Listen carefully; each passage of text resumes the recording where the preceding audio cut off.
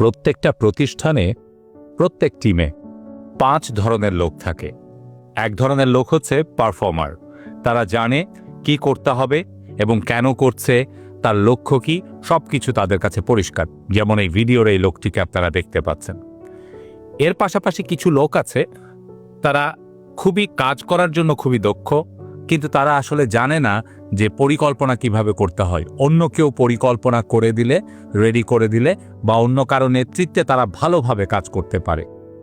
আবার কিছু লোকজন আছে, তারা মাঝামাঝি, অর্থাৎ কাজ করে কিন্তু নিজে পরিকল্পনা করতে পারে না, অন্যের পরিকল্পনাই করে, এবং তারা তাদের কাজ আসলে এমন যে তারা করলেও সেটি বড় রকমের খুব পরিবর্তন আনে না, আবার না করলেও সেটা খুব সমস্যা তৈরি করে না, অর্থাৎ দুধ ভাত টাইপের।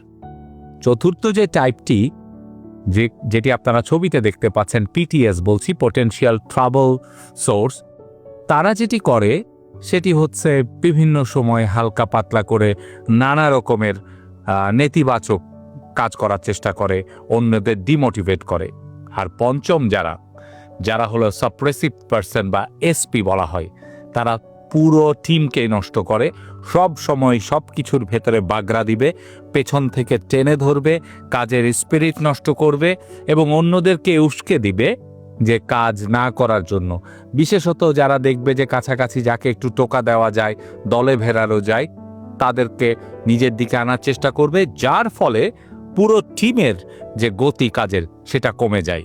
তো এই 5 ধরনের টিমমেট আপনার টিমে আছে কিনা কমেন্টে জানাবেন।